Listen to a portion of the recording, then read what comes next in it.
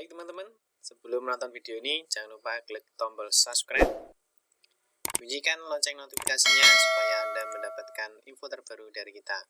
Jika Anda suka dengan video ini, jangan lupa klik tombol like, dan apabila video ini bermanfaat, jangan lupa klik tombol share, dan silakan bagikan ke teman-teman kalian. Assalamualaikum warahmatullahi wabarakatuh. Selamat malam teman-teman semua. Terima kasih. Kita kembali lagi di channel kita. Nah, pada kesempatan kali ini saya akan memberikan informasi atau seputar bagaimana cara ambil PIN ya. Jadi ini untuk lulusan tahun lalu. Jadi yang masih bingung dengan lulusan tahun lalu, jadi lulusan tahun lalu itu bukan lulusan SD atau mungkin TK ya. Jadi lulusan tahun lalu itu maksudnya yang lulus di tahun 2019 atau 2018.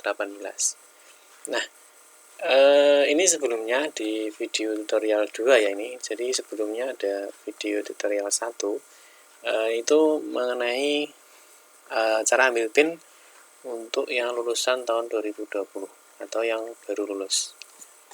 Nah, kita langsung saja ya, karena untuk cara dan prosesnya tidak jauh berbeda dengan yang lulusan tahun 2020 ya, hanya ada beberapa step yang berbeda. Oke, kita langsung saja. Jadi yang pertama, jadi untuk proses tahapan calon peserta didik lulusan tahun lalu ya, ini saya berikan 2019-2018 biar ini tidak bingung. Jadi kan masih ada teman-teman atau calon peserta didik yang bingung ya. Jadi untuk prosesnya sama dengan tahun yang sebelumnya, maksudnya tahun ini atau tahun 2020. Jadi nanti tetap ini ya, tapi yang berbeda nanti untuk lulusan tahun lalu nanti ini juga nanti sebenarnya bisa digunakan untuk yang dari luar Jatim ya. Jadi prosesnya sama. Nanti di sini untuk yang lulusan tahun lalu, jadi nanti pertama mengisikan nilai rapor ya, mengisikan nilai rapor, isi data KK, nanti upload SKL atau ijazah, setelah itu penentuan titik rumah, nanti terakhir cek kesehatan. Ini waktu pendaftaran. Nanti prosesnya sama ini dengan yang tahun sekarang. Nah, ini yang kita informasikan kembali. Jadi untuk lulusan yang ini ya 1 dan 2 ini nanti sebenarnya bisa digunakan.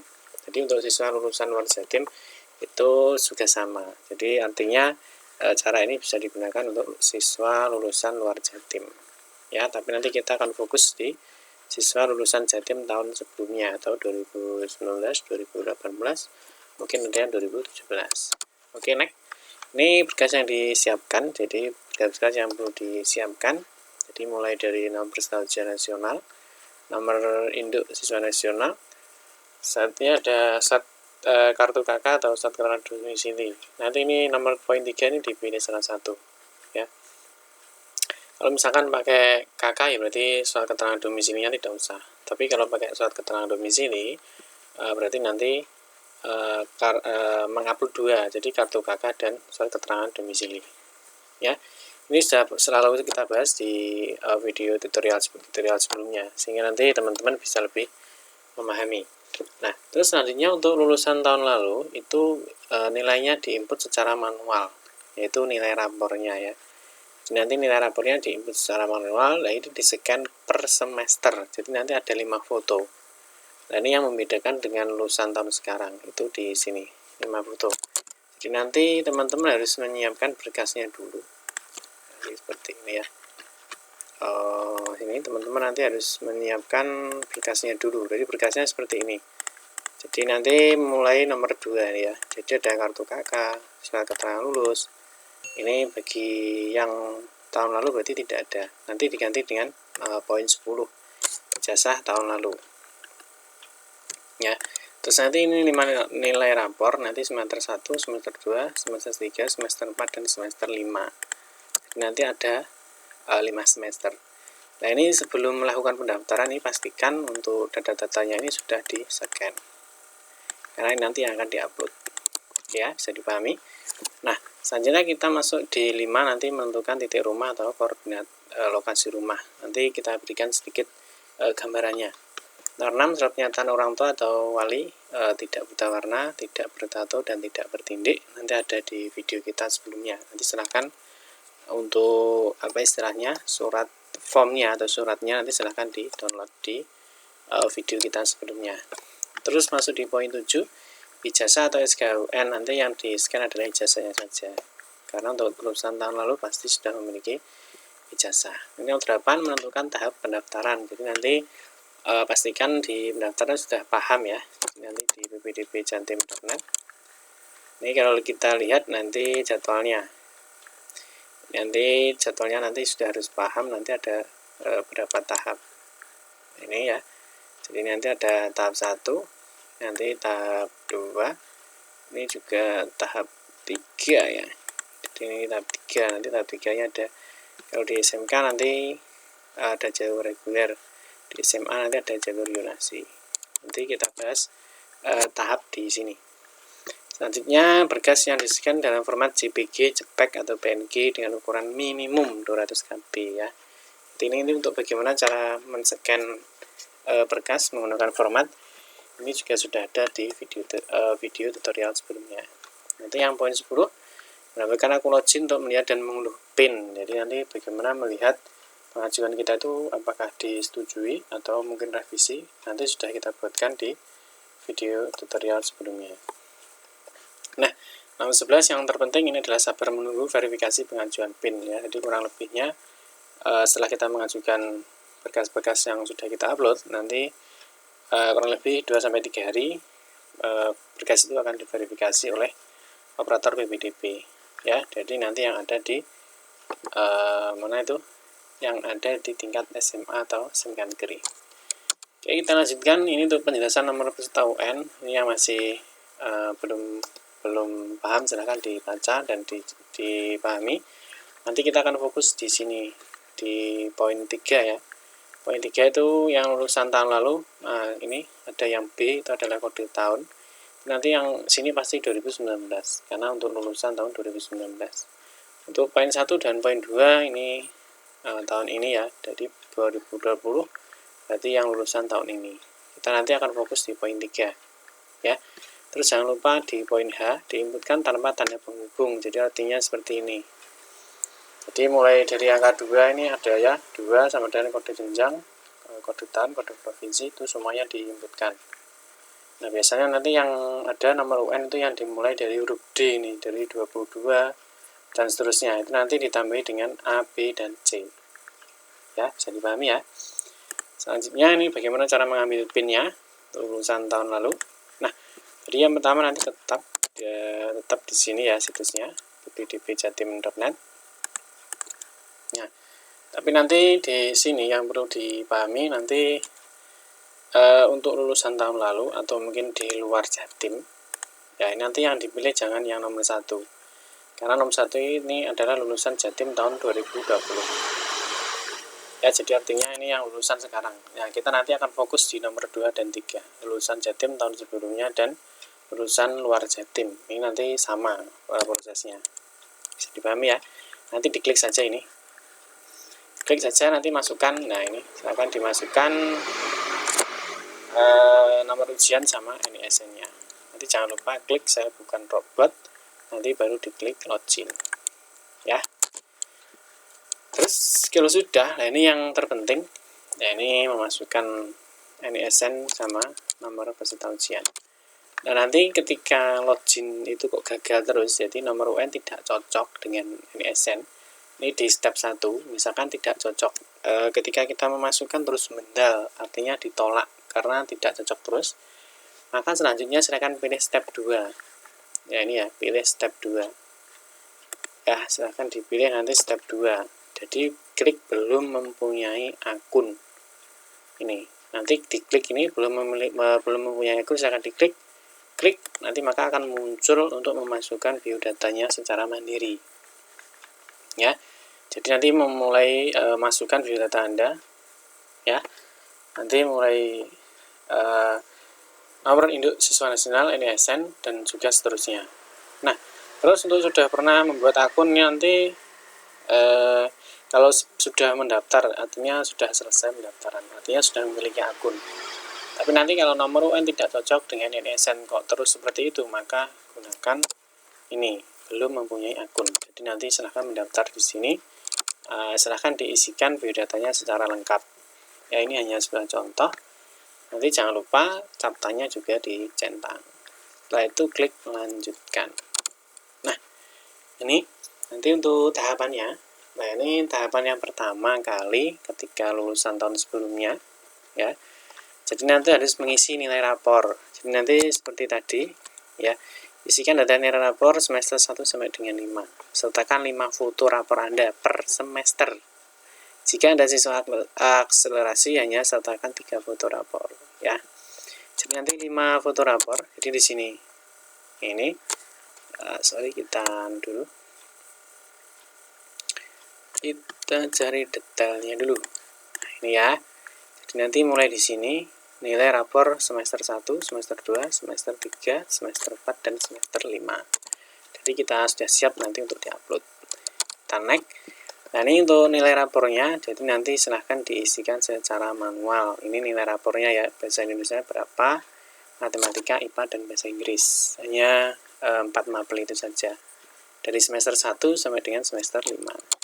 Nah, ini nilai rapor ini hanya contoh ya. Jadi ini hanya contoh, sekali lagi ini hanya contoh, silahkan nanti dimasukkan sesuai dengan nilai rapornya masing-masing. Ya. Pastikan istilah dengan nilai yang valid. Jadi rentangnya nilainya 0 sampai dengan 100. Tidak boleh melebihi 100. Nah, ini foto rapor yang dimaksud. Jadi nanti ini yang di-upload. Jadi mulai rapor semester 1 sampai dengan semester 5, yaitu dengan saya pakai formatnya JPG. Ya, ini ya. Formatnya atau tipenya itu adalah JPG. Dengan ukuran atau size-nya itu 673 KB. Ya, karena di sini sudah jelas bahwa ukuran minimum berkasnya adalah 200 KB. Dengan tipenya JPG, JPEG atau PNG. Nah, di sini saya pakai tipe JPG ya. Saya pakai tipe JPG dengan ukuran 673 KB. Sehingga ini sudah memenuhi persyaratan. Nah, kalau sudah, nanti ini silahkan diklik browse ya. Browse-nya nanti dimasukkan 1, 2, 3, 4, 5. Jadi nanti untuk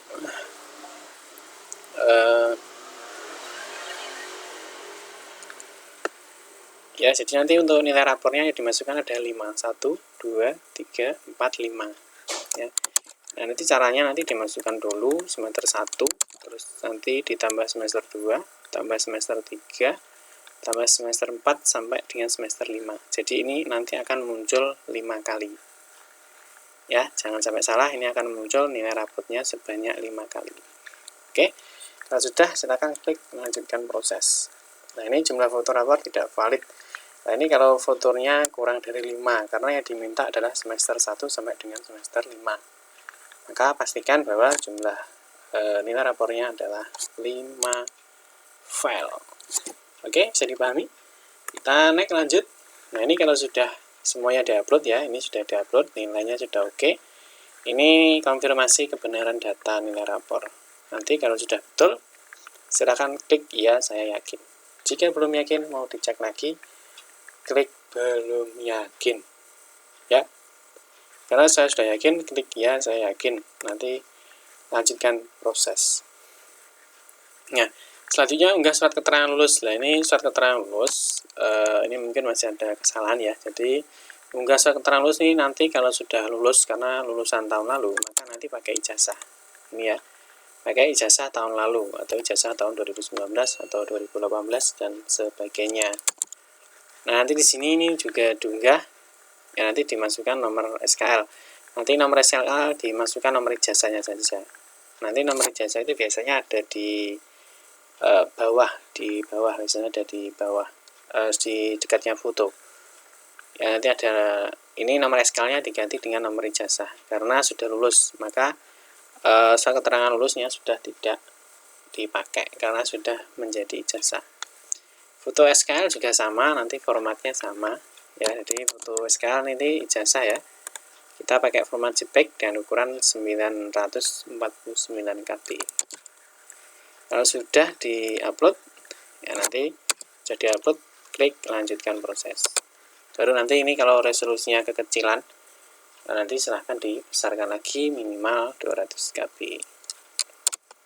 Ini kalau sudah diupload dan yakin, nah seperti ini sama, jadi ini konfirmasi bahwa data Anda sudah benar. Oke, kita lanjutkan proses. Selanjutnya kita akan mengisi di sini pengisian data kartu keluarga. Ya, jadinya yang membedakan dengan lulusan tahun 2020 adalah di sini pengisian rapor kalau 2020 atau lulusan sekarang tinggal diverifikasi karena nilai rapornya sudah dimasukkan oleh sekolahnya masing-masing.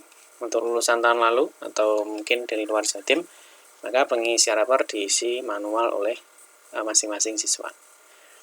Ya, ini yang perlu dipahami lagi. Sekarang kita masuk di pengisian data kartu keluarga. Oke, jadi nanti untuk pengisian data keluarga ini ya, jadi nanti data kakak nanti dipilih ini kakak Jatim atau kakak luar Jatim. Ini silahkan diklik.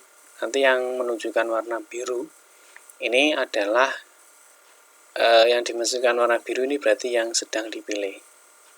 Ya, ini yang saya kasih contoh adalah kakaknya Jatim. Nanti kalau misalnya yang dari luar Jatim ya tinggal dipilih kakak luar Jatim. Seperti itu. Terus selanjutnya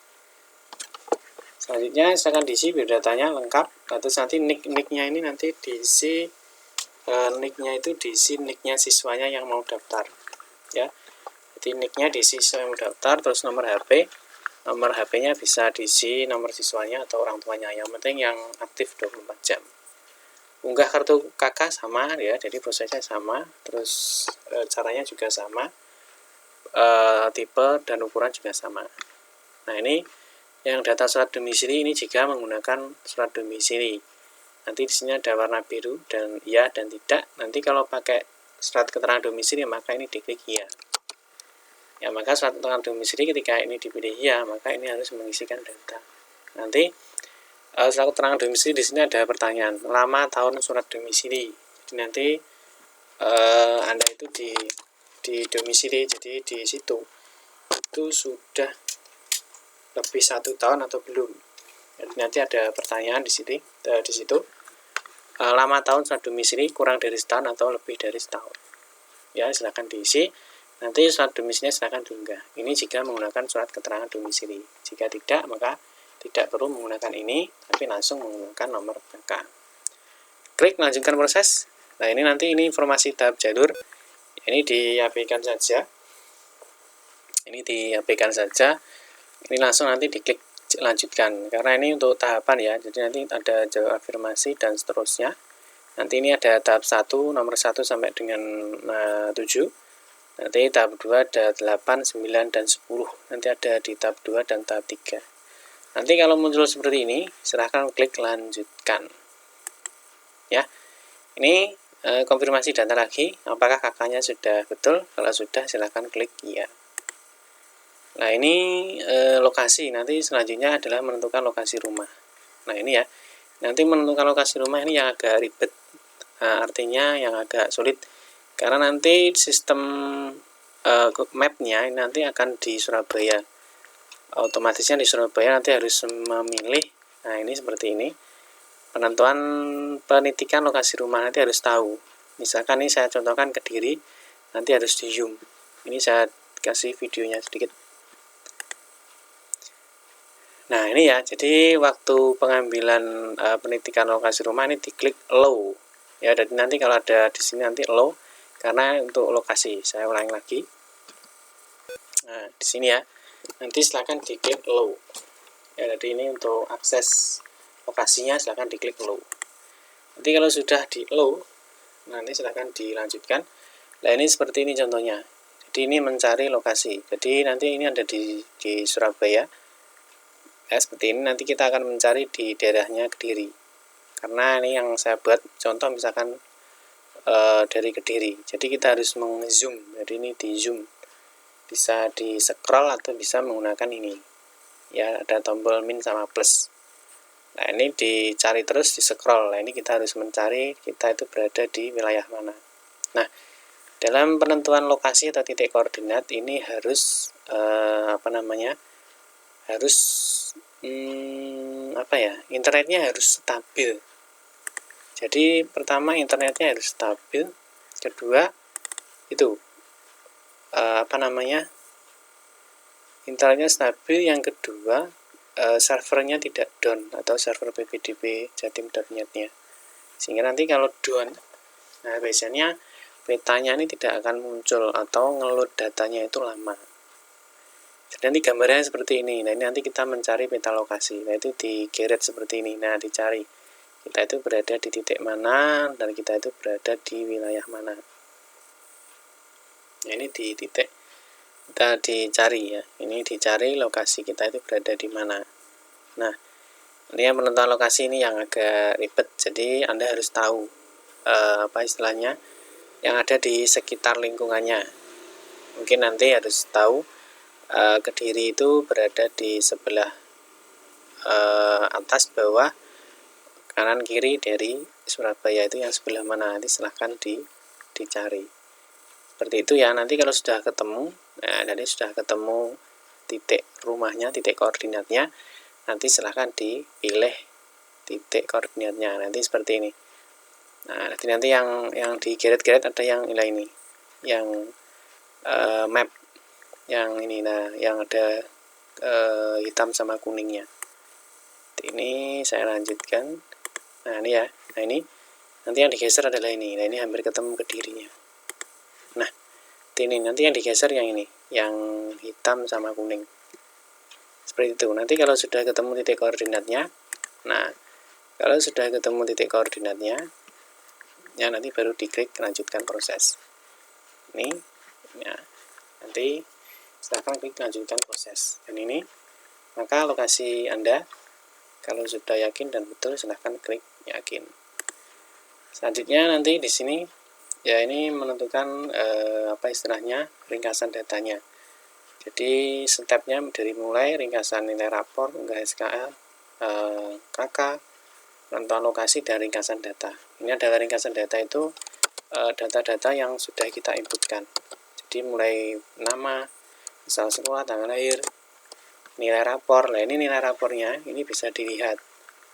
Ini yang kita inputkan. Nah di sini nanti akan kelihatan nilai rapornya. Ini diklik di sini, lihat nilai rapor. Maka akan muncul nilai rapor semester 1 sampai dengan semester 5. Ini hanya contoh ya, ini hanya contoh saja. Ini filenya keliru yang saya upload. Jadi nanti jangan seperti ini. Nanti kalau filenya rapor berarti ini juga harus rapor. Terus nanti diklik sini, saya centang biar tertutup. Nanti ini selanjutnya ringkasan data SKL atau nanti ijazah. Maka di sini nanti munculnya adalah ijazah, bukan lagi SKL. Terus nanti data lokasi, karena ini ngeload datanya lama jadi ngeblank. Nanti pastikan internetnya stabil sehingga nanti untuk data lokasi Anda akan muncul di sini.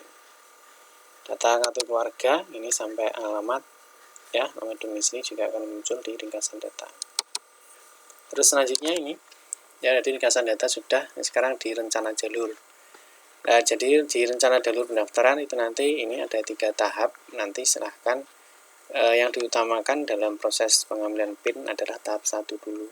Jadi nanti pastikan Anda mau daftar di tahap berapa dan Anda itu memiliki berkas dan istilahnya Anda akan mendaftar di tahap berapa, karena disesuaikan dengan berkas atau persyaratan yang Anda miliki. Nanti boleh dicentang ya, misalkan dicentang di jalur afirmasi, misalkan mau ikut lagi jalur yunasi, mau ikut lagi di jalur SMK juga boleh. Jadi centangannya ini boleh lebih dari 1. Silahkan. Kalau sudah, klik tombol kirim. Klik. Nah maka ya rencana jalur ini mulai dari sini, maka ini sudah selesai prosesnya. Nah data sudah terkirim, artinya kalau data sudah terkirim, nah nanti data ini sudah masuk ke tim, masuk ke datanya verifikasi dari operator sekolahnya. Nah ini nanti yang perlu dipahami adalah ini. Jadi nanti PIN-nya itu akan terbit sekitar 2-3 hari. Nah itu juga tidak menentukan ya, karena nanti cepat dan tidaknya proses penerbitan PIN itu tergantung dari operator PPDB. Nanti mungkin bisa besok muncul, mungkin bisa hari ini muncul ya, karena tergantung dari tim verifikasi yang ada di operator PPDB. Jadi seperti itu ya. Nanti silakan dilihat, nanti cara melihat PIN yang sudah terbit atau belum, diterima atau belum, nanti bisa dilihat di video kita sebelumnya. Ya, ini sudah selesai. Jadi kalau sudah seperti ini, maka proses dalam penguploadan atau pengajuan PIN sudah selesai. Sekarang tinggal menunggu apakah berkas yang kita upload itu sudah benar atau belum, diterima atau revisi. Nanti bisa dilihat di loginnya seperti awal tadi.